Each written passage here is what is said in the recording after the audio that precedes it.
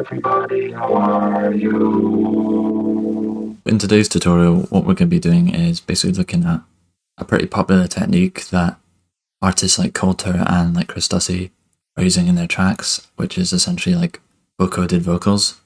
So I've kind of touched on this briefly in the Kolter vocal tutorial I did, and I also kind of touched on the vocoder effect in the Sweetie texture bass one, but I essentially want to make this one specifically about that technique which you're hearing in a lot of their tracks these days. So to start with, I think the best place is always to kind of listen to a few examples where both Kolter and Chris Stussy have kind of utilized these kind of vocoded samples in their tracks. So he's got this one, which is like from his more recent EP. You can have it all with me.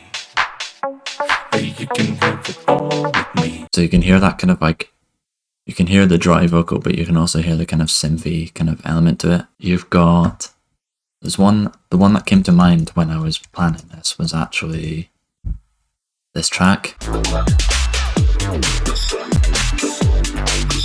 The one that comes to mind for Stussy is obviously All Night Long.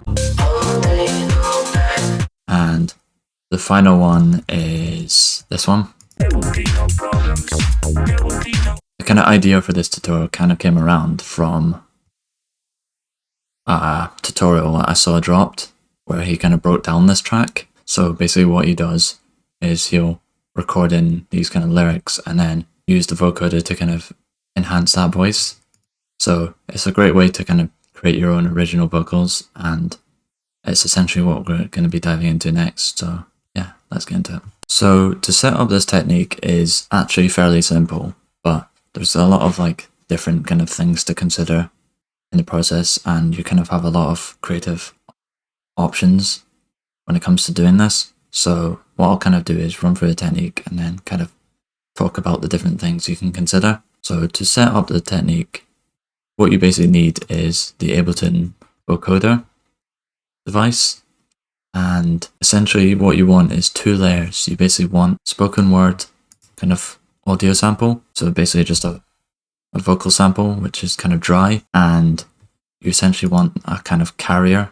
So two layers. And then what you do is you basically load the vocoder effect on the kind of vocal sample. So I'll show without.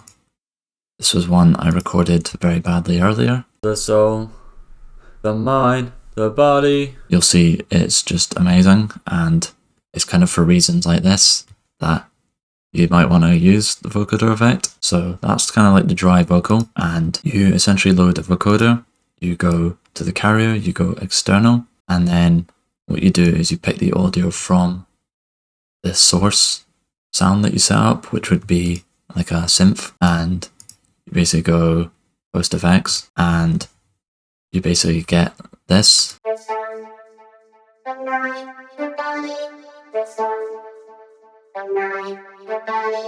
So what's essentially happening is you're basically getting the kind of lyrics of the kind of vocal and the rhythm of the kind of vocal syllables, and you're kind of blending it in with a kind of tone of a synth. So if I play,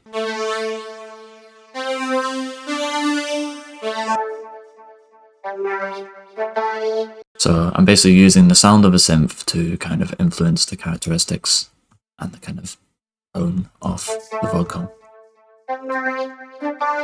So that's essentially what you do. Essentially you set up kind of audio layer, like a vocal kind of layer. You set up a kind of carrier, which comes from a synth, and you go through this process of applying a vocoder, setting it to external, and choosing the source you want. So that is essentially, in a nutshell, how to kind of apply the technique. When it comes to actually thinking about the kind of source sounds and the way you can kind of influence the character of the vocal. There's loads of things you can consider. So the first thing is obviously the actual sample you're using. I kind of touched on this in the Kolter vocal tutorial where I experimented with different kind of samples you can use, but generally speaking, I find that kind of spoken word ones are probably your best bet. So you can obviously like record them. You can also use like just samples, like spoken word samples. Shake that groove thing. I think I just had a look through my library, just trying to find like spoken word vocals, and then you almost kind of make them sung by, I think, the vocoder. That's kind of what it does.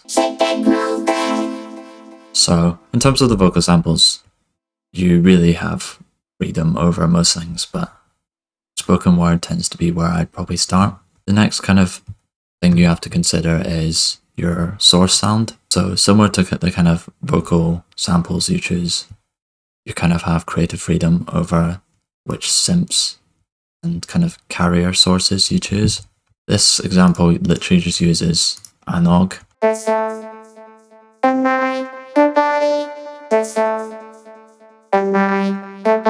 And if I quickly change to the other one, because I basically have an analog and a diva, just for contrast. I can maybe flick for a few patches.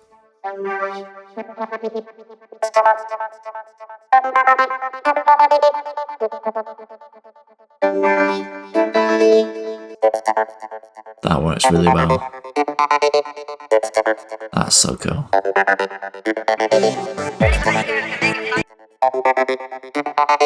But we'll stick with the original. So basically get creative with patches. I find that the kind of synth patches work especially well, and the kind of longer ones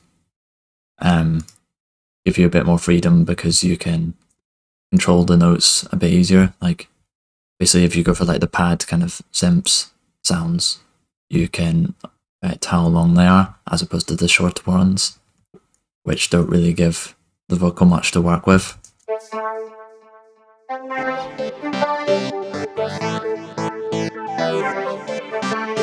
So you can use any kind of sound source. Another thing to kind of consider is the kind of audio effects you use. So generally speaking, I find the audio effects better to set up on the actual kind of vocal channel as opposed to the carrier. If you set it up on the carrier, like I kind of showed with the different synths, it will have an impact on the kind of signal that the vocal's receiving, but you can also just set the audio effects channel up later in the process, basically have the vocal receive the kind of raw sound like you'll see here, and then do all the audio processing in the kind of order you would expect. But there's no rules. You can also put the audio effect chain on sound before the vocal even receives it. The kind of final thing I want to talk about is essentially the MIDI notes. So as you'll see, I've lined it up with the Diva. That's the plugin I'll use. And essentially, the kind of beauty of recording your own vocals is you can control the kind of placement of them. So what I could essentially do is basically line these kind of notes up with kind of syllables of this and basically affect when it's playing and the kind of like pitch of that.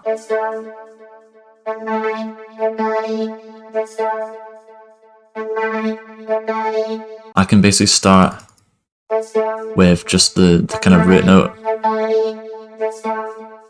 and what I'm essentially doing is kind of lining these notes up with the kind of syllables. So I can basically start drawing in a melodic line which affects the vocal.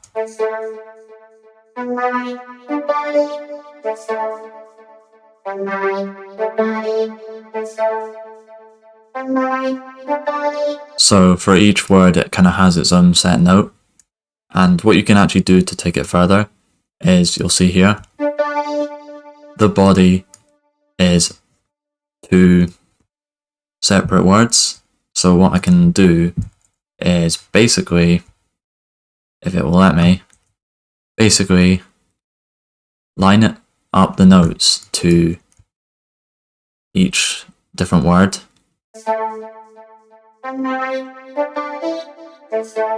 Basically just play a melody which influences the vocal. It's a very effective technique, and the MIDI notes obviously have like a massive impact on the kind of vocal. So that's for like a single line melody. And then what you can do either in the MIDI itself, kind of how I've done with this, is draw chords. Alternatively, you can just use the kind of chord plugin in Ableton.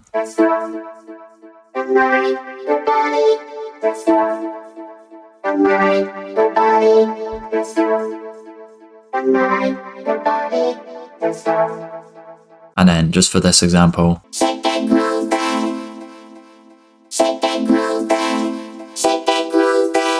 so you can basically line up the notes with the kind of syllables, and you can either do chords or you can do kind of single note lines. So that's essentially how you kind of do the MIDI, and essentially how you do the kind of whole process as well. So I've spoken now on basically how you can set that kind of technique up, but something I've come across recently is actually a plugin which kind of does all of it in one, which I don't actually see talked about very often. So the name of that plugin is called the Vocoder V by Arturia. What it essentially is a vocoder plugin with kind of loads of different sources. So you'll see here, you've got like vocals.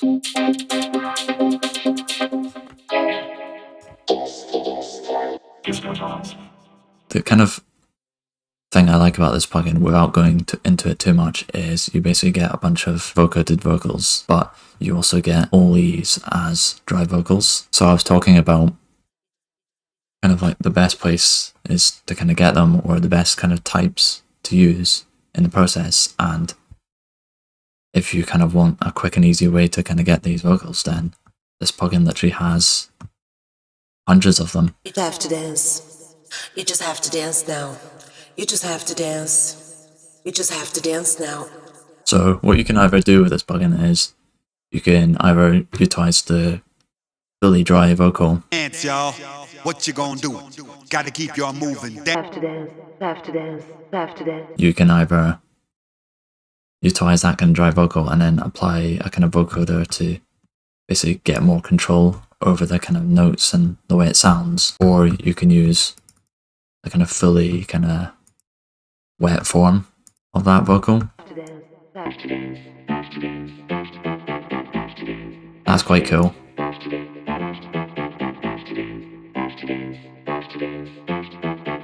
You'll see like the impact of like when you're drawing in these kind of more complex patterns as opposed to these ones, which are fairly simple and just kind of follow the notes. When you have these kind of patterns that are more rhythmic and more melodic as well, and you can also use them as like percussive as well, just as a quick example.